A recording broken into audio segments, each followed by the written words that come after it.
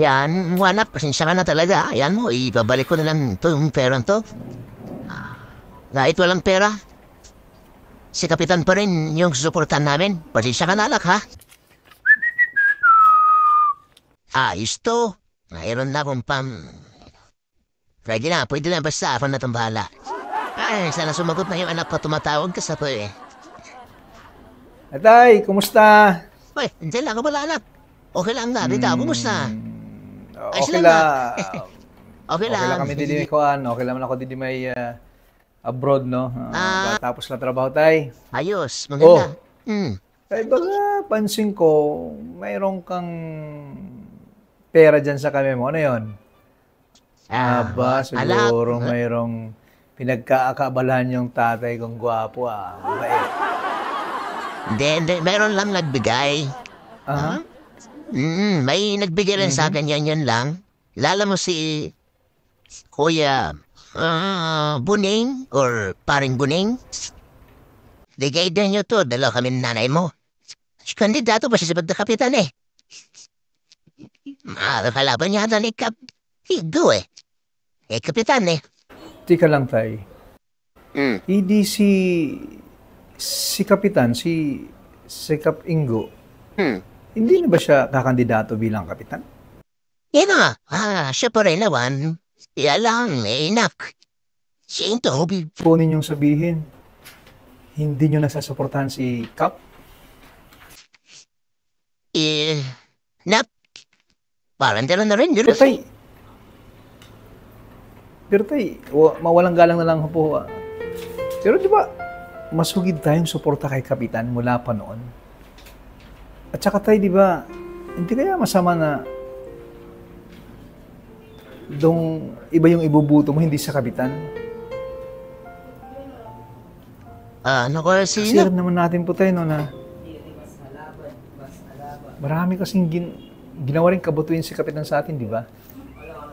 Kaya Alam mo mawalang naman. galang lang talaga, pero with that amount, 1,500, 3,000, dalawa kayo ni nanay, hindi pa ba sapat yung pinapadala kong pera buwan-buwan dyan? Siyempre, sapat naman. Tay, pasensya na talaga, pero walang dahilan siguro tayo para pabayaan nyo rin si Kapitan. Ito kasi yung pagkakataon na kailangan din natin bigyan ng tulong si Kapitan. Hindi mo ba tayo naisip yung panahon na nagkasakit si Junior, si Bunso, di ba? Sinong nag-asikaso? Si Kapitan. Maliban sa tulong niya sa barangay, tumulong din siya sa personal, di ba? Nung nag-abot siya ng pera, andun ako, di ba? Nakita ko. Naalala nyo rin yung si nanay, nung naoperahan siya. Di ba? Ano rin si Kapitan, talagang tinulungan din po tayo. Ikaw, nung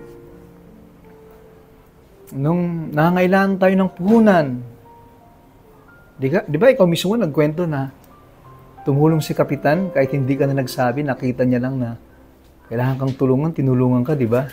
Ako na lang, bago ako nagpunta ng ibang bansa, di ba? Alam ko yan, anak. Nagbigay din ng tulong si Kapitan, tapos ngayon tayo, pababayaan lang natin si Kapitan. Wala. Tayo alam ko lang talaga tayo yung tama at mali eh. Yung salitang utang na loob. Sana naman tayo, no, bilang anak po ninyo,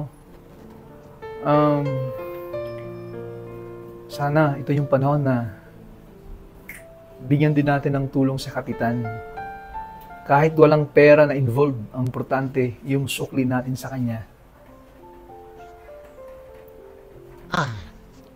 Well, yan, wanap, pasensya ka na talaga. Ayan mo, ibabalik ko na lang to, yung pera to. Kahit walang pera, si Kapitan pa rin yung susuportan namin. Pasensya ka na, alak, ha? Sorry talaga, anak. Nadala lang kami, nabigla lang kami. Kahit walang perang ibigay sa Kapitan, siya pa rin yung tutulungan namin, susuportan namin sa pagkarapitan niya yung eleksyon. Nak, pasensya na talaga. Maraming salamat, Tay. Opo, ingat na lang kayo dyan ni Nanay. Sige po. Nak, ingat ka rin. Bye-bye. Mahal ka namin, alak. Ingat ka lagi. So, mga kabarangay, no, atin pong natungayan, napanood po ang isang kwento ng about sa mga kaganapan sa barangay, lalo na po yung pagdating sa utang na loob, no?